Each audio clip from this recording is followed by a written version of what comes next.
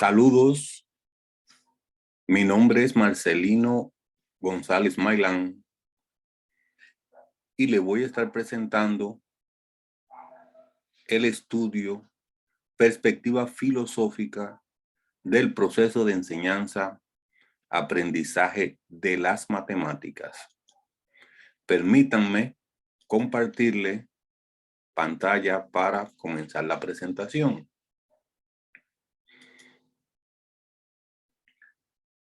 Acá, en este trabajo, en este estudio, que es un estudio de nuestro grupo de investigación, pero de una manera muy especial han participado los maestros Josué Gutiérrez González y Mario Alberto Quiñones Ayala.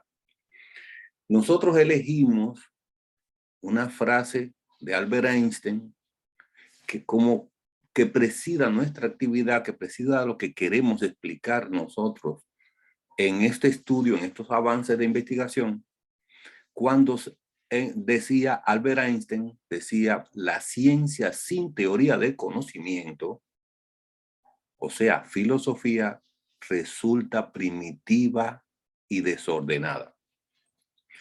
Somos profesores de la Escuela Normal Superior Plantel Hermosillo. El área que estamos presentando es matemática educativa, dirigida a profesores, y se trata de resultados de investigación. Veamos. Los avances de investigación que se presentan en este trabajo refieren a la generación, o sea, a una línea de generación y aplicación de conocimiento que refiere a la formación del pensamiento, en los estudiantes de la licenciatura en enseñanza de las matemáticas, en lo particular, aunque en general nosotros tratamos todo el proceso de formación del pensamiento en los estudiantes de la normal.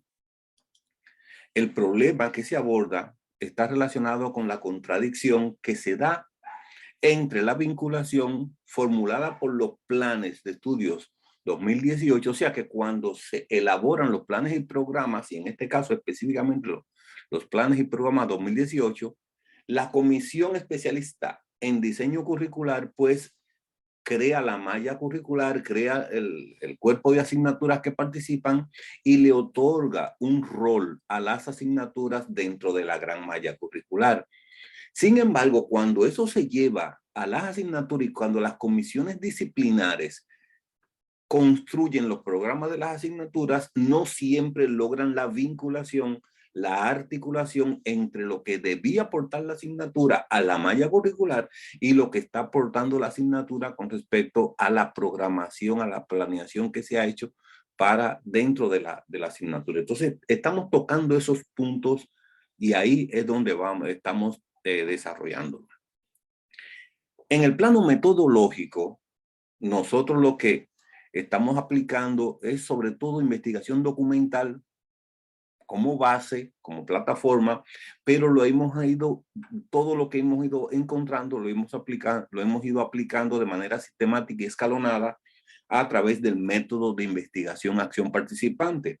Y esto lo hemos hecho en las asignaturas de metodología de la investigación en cuarto semestre de licenciatura en enseñanza y aprendizaje de las matemáticas, trabajo multidisciplinar con física en sexto semestre de esa propia licenciatura y en la asignatura Historia y Filosofía de las Matemáticas de sexto semestre también de la propia licenciatura. Acá queremos un poco contextualizar el problema que queremos resolver. Y hay unos estudios que estamos citando acá, que un artículo que se llama ¿Por qué a los mexicanos no les gustan las matemáticas? Y yo creo que no es solo de los mexicanos, eso cualquier nación, país, los ciudadanos de cualquier país de América Latina, pues por lo general se proyectan de esta manera. Entonces vean lo que nos plantea. Si a los mexicanos se les pregunta acerca de la materia que más odian, pues claro, entre las más populares, las más odiadas, ¿no? Sería entonces las matemáticas. El 67% de las personas encuestadas declararon odiar o no comprender las matemáticas. Entre las causas, cuando se empieza a profundizar en las causas por las cuales no se entiende la matemática o se odian a las matemáticas, no les gustan las matemáticas a los estudiantes, pues hemos encontrado que la literatura reporta sobre todo 3 causas fundamentales que provocan el repudio hacia las matemáticas. Uno, que son una ciencia, es un sistema de conocimiento acumulativo. Lo que quiere decir que si usted tiene un problema en unos conocimientos básicos, ya los otros que siguen ya no lo puede entender porque se va acumulando. O sea que eso es uno de los problemas, que yo creo que también debía ser de toda la ciencia, porque en realidad se van construyendo poco a poco, pero bueno, se le asigna a la matemática esa cualidad, de que la base no permite seguir más adelante. También los procesos cerebrales asociados, o sea que los procesos de abstracción, que también son de las demás ciencias. La matemática no es la única ciencia que trata los procesos de abstracción. Cada ciencia, cuando modela el objeto que va a estudiar, desecha todas las propiedades que no sean del objeto de la ciencia, y por tanto todos estamos lidiando con procesos de abstracción, pero bueno, ok, los procesos cerebrales del cerebro que se dan ahí. Y otros problemas de comunicación, de cómo explicar, cómo comunicar a través del lenguaje de las matemáticas, que parece ser que es muy complicado. Entonces, estas son las 3 causas fundamentales por las cuales se asume que se odian a las matemáticas, que no se quieren a las matemáticas. Nosotros acá no estamos tan convencidos de que estos sean los únicos 3 factores, aunque pueden haber más, pero nosotros queremos destacar especialmente que en este estudio se presenta como interrogante de investigación, se asume como interrogante, acá parece que nos sobró algo acá, que cuál es el impacto de la pobre fundamentación filosófica que se brinda a la presentación de los contenidos matemáticos en el proceso de enseñanza-aprendizaje de esta disciplina. O sea que pensamos que hay un elemento más ahí, y tan importante como los que se han dicho acá, que es exactamente esa falencia, esa falta, esa pobreza de fundamentación filosófica. Y lo vamos a explicar más adelante. De manera que el objetivo que nos hemos propuesto es argumentar acerca de la incidencia de la fundamentación filosófica en el proceso de enseñanza-aprendizaje de los conocimientos matemáticos y las operaciones que se den con esta. La estructuración de la matemática, si admitimos que la matemática es una ciencia deductiva, entonces el cuerpo de conocimiento de esta disciplina debe ser un conocimiento que, como dicta el método deductivo, que venga de lo general a lo particular. Nosotros quisimos un poquito más desglosar esto, y si nos tomamos la relación filosófica, las categorías filosóficas de lo general, lo particular y lo singular, entonces debía partir de lo general e ir hacia lo singular, y pasando, por supuesto, por lo particular. Entonces, de acá, si desde las estructuras de que se parte, desde el carácter deductivo de las matemáticas, entonces debíamos partir de los marcos todos generales, luego pasar por los particulares y luego llegar a lo singular del conocimiento que queremos impartir. Entonces, acá hay preguntas que, si vamos a partir de las cuestiones generales por la propia estructura de la asignatura, de la disciplina, entonces hay preguntas que no podríamos eludir para poder tener esos marcos generales que permitan venir de lo general a lo particular. Entonces preguntas como, ¿cuál es el objeto de la matemática? Nosotros sabemos que la biología estudia la vida, sabemos que la geografía estudia a la tierra. ¿Y qué estudia la matemática? ¿Cuál es el objeto? Vamos a dejarlo a la intuición. Los números. La matemática no estudia solo números. Y por eso, por ejemplo, la geometría estudia figuras, formas. Eso no son números. Entonces no podemos seguir. O sea, hay que dejar claro esto para que quede claro esos marcos generales en lo que se estructura la ciencia. Si no, entonces se estaría perdiendo sentido. Lo que decimos no se articularía. Y eso es un problema tan grave como lo acumulativo, como los elementos que se han tocado. ¿En qué consiste el pensamiento matemático? Otra problema general, otra pregunta general interrogante que habría que entonces también poder definir. ¿Es ciencia, arte o técnica la disciplina matemática? ¿Qué se entiende por propiedad cuantitativa y cualitativa? Esto es esencial para poder entender las matemáticas. Las matemáticas o las matemáticas, ¿es plural o singular? En el plano de lo particular, o sea, que estas son las perspectivas generales que había que aclarar. Luego, cuando se va al plano particular, entonces debería hacer referencia a estructuras axiomáticas. Las estructuras axiomáticas de existir, porque no todas las matemáticas están axiomatizadas, y o si no lo más cercano que haya a la axiomatización, que apliquen a los conocimientos matemáticos que luego que se pretenden impartir. Y luego, por último, construir en lo singular el conocimiento matemático que nosotros queremos abordar. O sea, mantener esa estructura para que cada pieza caiga en un lugar articulado desde una perspectiva que se entienda y no algo que no tenga coherencia, que no tenga lógica. Una asignatura con tanta lógica como la matemática parece como algo desmembrado. Y entonces, algo sin articulación. Eso ya se había descubierto de hace muchos años en las investigaciones de la curva del olvido de Ebbinghaus. Debe admitirse entonces que, ok, puede ser que no se venga en una, pues, no se presente la matemática en la enseñanza como una estructura deductiva y se asuma una estructura inductiva, una presentación inductiva. O sea, que venga de lo particular, vaya a de lo singular, vaya a lo particular y luego a lo general, pero nunca debían estar ausentes los marcos generales en la presentación de la matemática, si no, no perdería sentido. Por eso nosotros decimos, en cualquiera de los casos, si estos encuadres generales y particulares, sin estos encuadres generales y particulares, los objetos matemáticos abordados en las clases resultan ser desarticulados e inconexos, tal como sentenció Albert Einstein en la frase que preside este estudio. La ciencia, en este caso la matemática, sin la teoría del conocimiento, estas cosas generales que son de naturaleza filosófica, resulta primitiva y desordenada.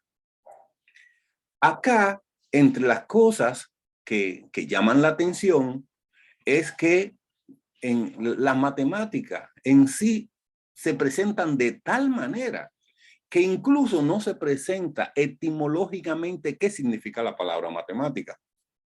Y queríamos aquí decir que, bueno, que viene de matema, la palabra matemática, y que quiere decir aquello que se aprende a través de la instrucción. El significado que se contrapone la palabra, que etimológicamente sería antónimo de la palabra matemática, es música, música. ¿Y qué significa aquello que se aprende sin ser instruido? O sea, que matemática es lo que se aprende a través de instrucción etimológicamente y música es aquello que se aprende sin ser instruido, que no se aprende a través de la instrucción. Entonces, bajo este contexto, pues, vamos a partir de la idea de que cualquier objeto sometido a estudio tiene propiedades cuantitativas y cualitativas. Pero, ¿qué se entiende por propiedad cuantitativa y cualitativa? Acá vemos el diccionario filosófico marxista, es donde el que estamos citando. La cantidad es una determinación de las cosas, gracias a la cual ésta puede dividirse en partes homogéneas. O sea, o semejanzas y parecidos. O sea, que aquellas propiedades que el objeto comparte con una clase de objetos, con un grupo de objetos, esas propiedades son propiedades cuantitativas y no necesariamente números. Y calidad es la determinación esencial del objeto, el propio diccionario, gracias a la cual el objeto es el objeto dado y no otro, se distingue de otros objetos. Conclusión, que las propiedades cualitativas son aquellas que distinguen al objeto. Las que comparte son cuantitativas y las que distinguen. Esa es la perspectiva a que estamos haciendo referencia. Y eso amplía mucho el concepto de qué es la matemática para que se entienda entonces que la geometría es parte de la matemática, aunque no sea número, y eso solo por empezar. También queríamos citar aquí que en la metodología del conocimiento científico, publicado en La Habana en 1978, por la Academia de Ciencias de la URSS, de lo que fue la Unión Soviética, la URSS, y de la Academia de Ciencias de Cuba, la matemática es definida como la ciencia de las estructuras abstractas. Estas estructuras abstractas es lo que cada objeto tiene en común con los demás, lo que tiene en común, y esa abstracción son propiedades cuantitativas. Y exactamente cae dentro de esta definición. Si la identificamos con números, entonces perdería mucho sentido lo de, o sea, lo de estructuras abstractas. Las leyes constituyen el núcleo de cualquier teoría suficientemente desarrollada. Y por eso que tenemos que decir que entonces también las matemáticas pues son una ciencia formal. Y esto también es parte de la identificación de la matemática como tal. Queremos hacer referencia aquí a que los objetos matemáticos, para que sean objetos matemáticos, tiene que haber un sujeto que los interpreta. Y ese sujeto y ese objeto tienen que estar vinculados a través del método. Tenemos nosotros una predilección muy grande por el método. Pero vean que para cualquier investigación es importante el objeto, el sujeto y el método. Las ramas de la filosofía que estudian a cada uno de estos elementos son la ontología, estudia al objeto, el ser, la metodología al método, y la nociología estudia al sujeto. Cuando decimos nociología, estamos dividiendo en dos. El conocimiento puede ser científico o empírico. Y en este caso, el científico se estudia a través de la epistemología, y el empírico se estudia a través de del conocimiento más del arte, de la empiria. Acá, lo epistemológico, pues vamos a encontrarnos con muchas falencias de tipo lógica, porque como se hace en nuestra educación, se hace tanto énfasis en la parte metodológica, pues se discrimina lo nociológico y lo ontológico. Y una de esas discriminaciones trae como resultado que nuestros estudiantes, la formación del pensamiento no es la adecuada. Aquí quisimos hablar de la lógica difusa, la lógica dialéctica y la lógica formal, y que todo esto forma parte de esa gran falencia. Por otro lado, las cuestiones también propias de la experiencia, de las culturas locales, cómo tratan las matemáticas. Esto también está discriminado porque se centra mucho en el método. Los objetos, o sea, ya cuando se refiere a la ontología, encontramos un vacío deontológico, o sea, el comportamiento. No solamente el no tener de acuerdo estructurado los objetos, sino también la parte de los comportamientos asociados a lo que se aprendió. Y entonces acá tenemos muchas dificultades, falta de compromiso con la transformación, o sea que la ciencia se toma como es construir conocimiento y no resolver el problema. No se le da significado a los conocimientos cuando hay un déficit ontológico, y tampoco se amplía la brecha entre escuela y vida. Eso por un lado. Y por otro lado, la validación de los resultados, pues también tenemos fetichismos en el sentido de que se ha absolutizado el método por encima de todo y está eclipsando a todo lo demás. Tenemos que trabajar más en las aplicaciones, tenemos que trabajar más en la construcción de la mente, de lo que está pasando, y los resultados que obtenemos pues se entienden. Finalmente, debemos decir que hemos llegado a la conclusión de que es necesario incluir elementos epistemológicos, culturales y ontológicos en la enseñanza y aprendizaje de las matemáticas si queremos darle coherencia, no solamente lo aquello. La publicación de libros interactivos que vamos a hacer con estos resultados, eso es lo que hemos logrado. El fortalecimiento de la figura de alumno ayudante como agente que puede estimular a todo esto, inclusión del plan de estudio de la asignatura, dado que los estudiantes son parte del proceso y por tanto tienen que conocer el plan de estudio, inclusión de una unidad articuladora, porque como vienen en el programa, vienen demasiado desarticulados, y finalmente un sistema de evaluación coherente que se articule y que mantenga el ritmo esta es nuestra propuesta, y con esto vamos a estar terminando.